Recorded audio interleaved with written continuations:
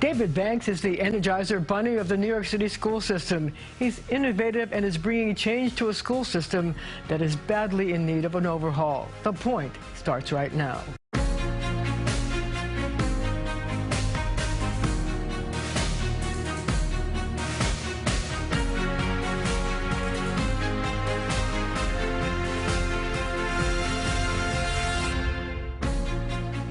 School Chancellor David Banks inherited a school system that was reeling from the effects of the pandemic and remote learning. He rolled up his sleeves and, in the words of Mayor Adams, is committed to getting stuff done. So, Chancellor, you've been there almost a year, and I wonder, what's been the most difficult part of the job? I think, Marcia, the most challenging thing really has been getting our parents and our families to really believe in our schools again. You know, the pandemic really took a heavy toll, not just on our kids, but on our families as well. And, you know, over the last 5 years, we lost 120,000 families, 70,000 in just the last 2 years alone. So folks were really just upset with all of this.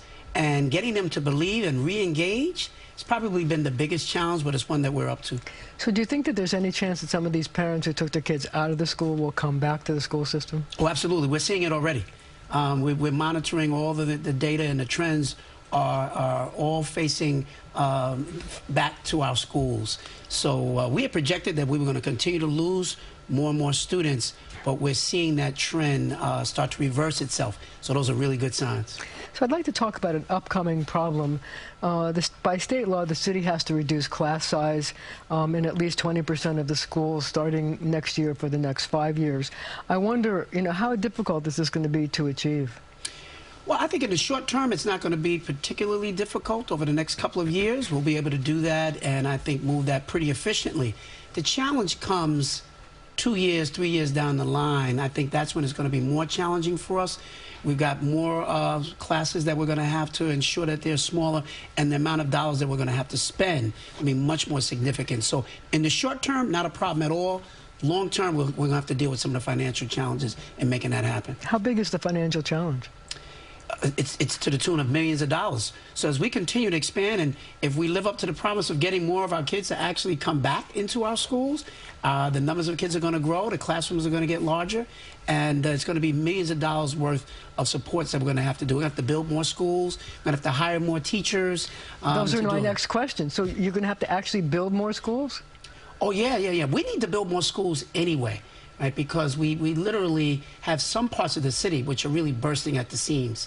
But in order for us to ensure compliance with the new law, we're going to absolutely have to hire thousands more teachers at the very least in order to be in compliance with the law. Is there any estimate as to how many new schools you have to build? There'll be dozens of new schools. I don't know the exact number of new schools, but it will be significant. And that's not a bad thing. In that, you know, we want to ensure that our kids have a great school experience. We don't want kids to be in school where there's 150% overcrowding. So we're going to do everything we can to make sure that we deliver on that promise. We have to ask the state for more money?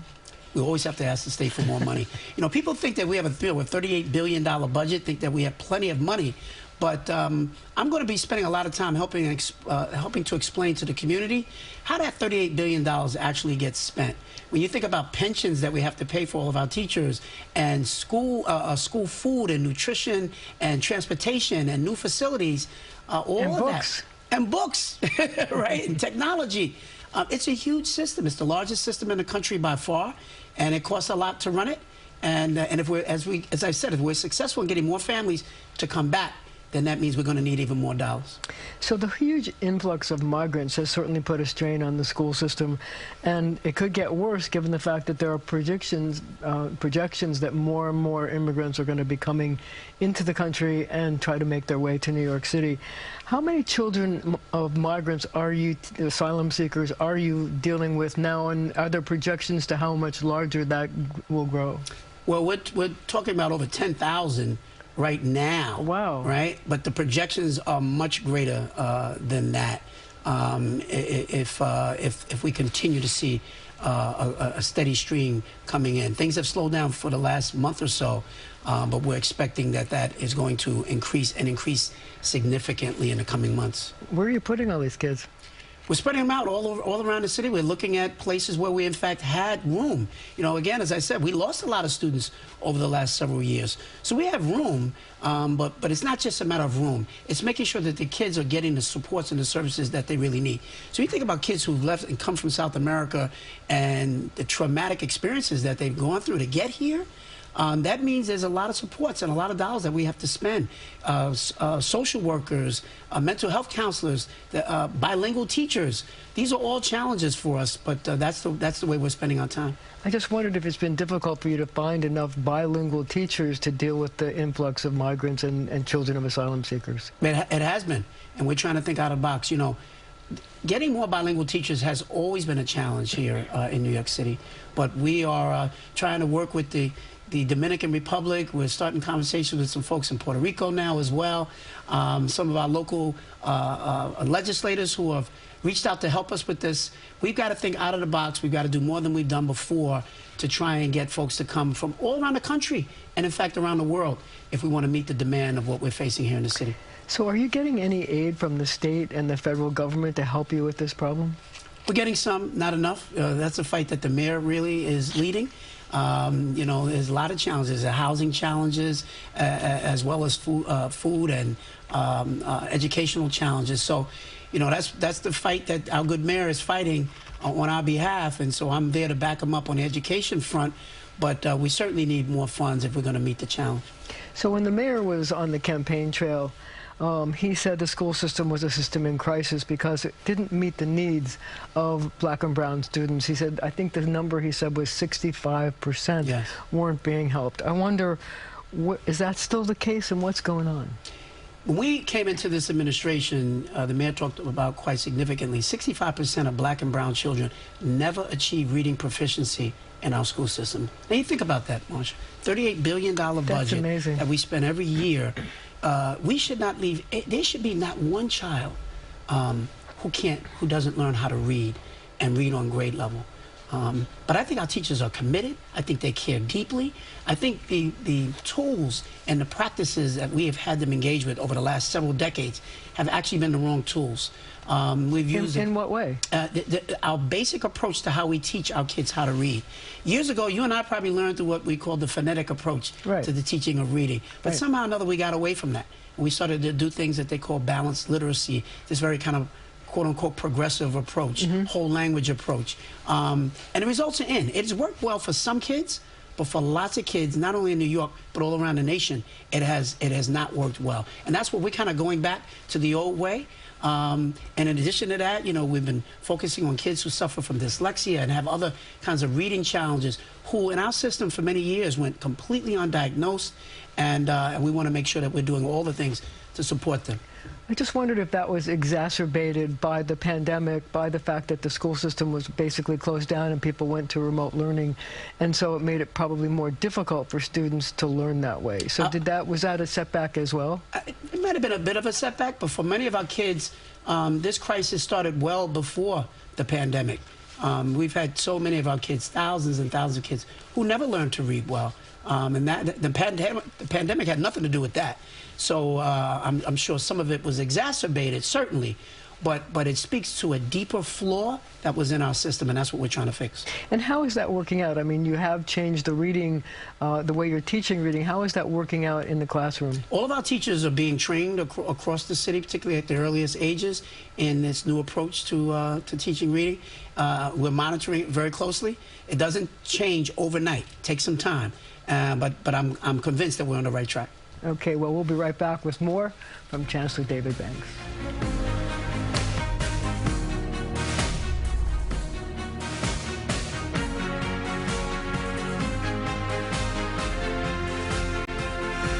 I'm Marcia Kramer. New York City is my city. I've been living in the area for decades, reporting stories and solving problems that matter to all of us. I pushed the city to get the FDNY proper bunker gear so they wouldn't have to fight fires in jeans. I investigated city workers selling school equipment for personal gain. And I walked the streets where the city's gun czar to see how he's fighting to keep our neighborhood safe. I'm not running for office, but I am here reporting for you, on your corner, in your corner. We're back talking education with New York City Schools Chancellor David Banks. So one of the fixes that you announced just recently was a plan to increase the number of school seats for kids with disabilities in 3K, but also teacher parity in pay. Why was this such an important initiative? First of all, one of the things I do want to say is that the prior administration and former Mayor de Blasio, I think they came up with just a great idea in launching 3K and UPK, and it's a legacy that I think will live on. But it also has a set of challenges and gaps and things that we needed to fix. And one of them was the issue around 3K for special needs students. So we say that the program is for all, but yet we did not have space available for families who have children with special needs. And so that's something that needed to be rectified, and that was part of the announcement that we made. And then the providers who work with those young people don't get paid on pay parity with the other instructors in our schools, and so we wanted to fix that as well. So those are a series of things that we're seeing as gaps, and we're committed to addressing those to make the program as strong as it could possibly be. One of the things that I was struck with at the press conference was the fact that an advocate talked about the fact that as many as 800 3K kids with disabilities were sitting home because there wasn't space for them. That's right. And that's your goal, isn't it? Absolutely. Across the board, I think our students with special needs have not gotten the kinds of, they've not been a priority. Very often they have just not been seen. And we're telling them and their families, we see you. We love you. We want to make sure that you get everything that you are supposed to get, and that's what this administration is absolutely committed to making happen. So one of the things that both you and the mayor have talked about is creating career pathways for students to train them for future jobs, but also to connect them with good paying jobs once they get out of school. What are your plans for doing this? Well, first of all, the reason that we're doing it is I always ask the essential question, why do we send our kids to school in the first place? Right? At the end of the day, when they graduate, what do we want them to be able to know and to do? I like to say we want them to get off mommy and daddy's payroll. We need them to be able to go to college, go into good careers, whatever it is that their heart desires for them. But they need the skills. They need the credentials. They need the supports. And so we've really made a huge investment in career pathways, career-connected learning. When kids have an idea, Marcia, about what they might ultimately do with their lives, when they get exposed to the world of journalism, technology, healthcare, the tech industry, they really work hard in school to make sure that they can achieve those kinds of careers. But it's hard to know about those if nobody's exposed you. I just wonder sometimes how you create a passion for something in a child. Like how does the child find a passion for technology or a passion for banking? How do you help them find what they think is going to be a career path that's going to be something that they enjoy and are challenged by as they go through life? It's exposure. Pure and simple, it's exposure. You got to bring in people who work in those industries, particularly folks who come from the same neighborhoods that these kids have come from, to say, I was once you, and now look at where I am. Let me tell you what my journey was like. And then you got to take them out so that they get a chance to see what it looks like in real time in these various workplaces. You know, it's hard to dream of working in a place like Google. If you've never had any experience, you don't even know what it's like behind those walls. Tiger Woods would never have become a great golfer unless his dad put that golf club in his hands. And so the exposure is the key to all of it. Our kids are brilliant. They just need opportunity and exposure. So we're talking about internships. What are we talking about? Absolutely. We're talking internships. In many cases, we're talking apprenticeships.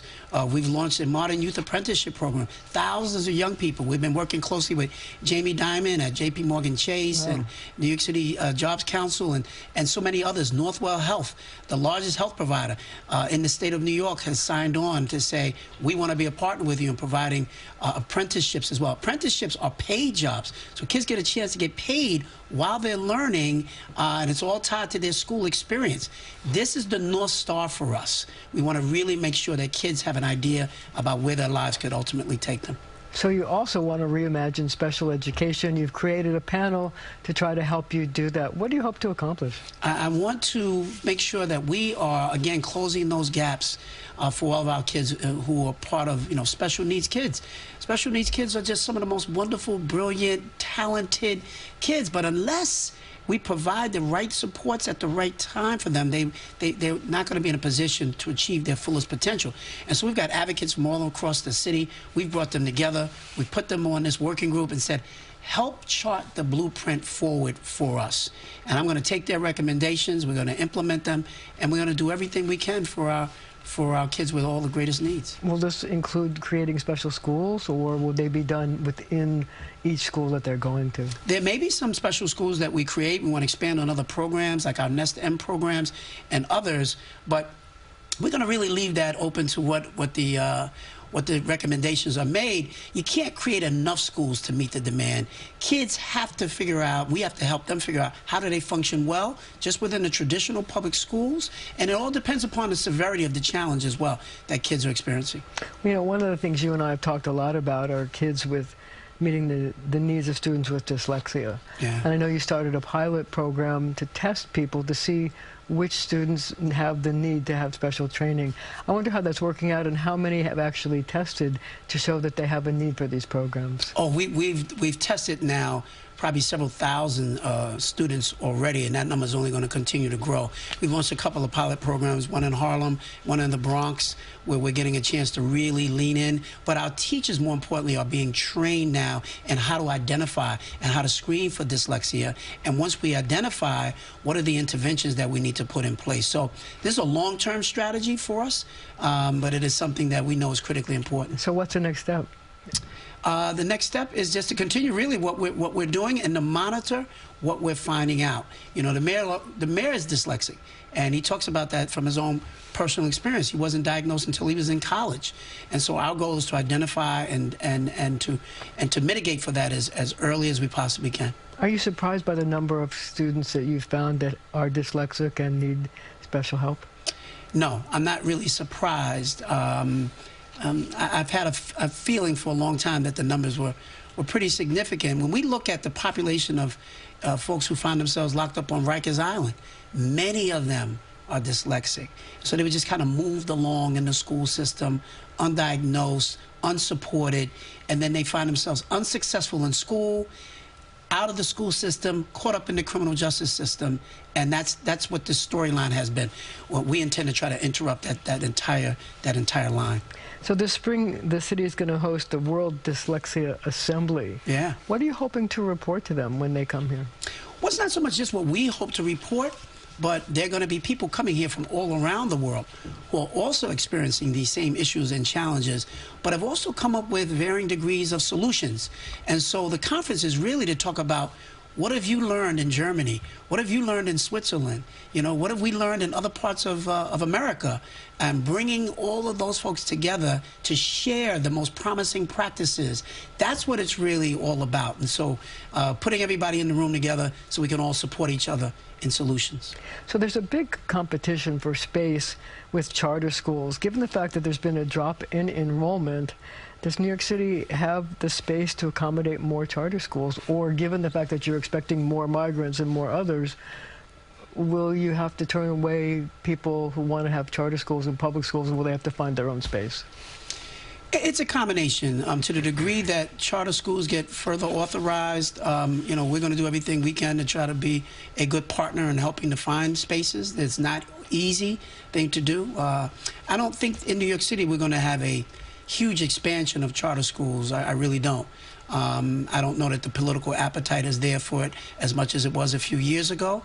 But what I have said to the charter school sector is what's more important to me than creating many more schools is to take the best practices from charter schools, the things that they have learned, that they've done a great job with their students. And let's share that with traditional public schools, and so that we're all learning and growing together. We don't want a system of winners and losers. We want everybody to win. We have 10 seconds. Does that mean a longer school day? It may, in some cases. Kids don't want to hear that. But kids don't mind a longer school day as long as school is exciting and fun. And we want to make sure that that happens as well. Okay, we're going to have to leave it right there for now. But our conversation continues right after the show on our streaming network, CBS News New York.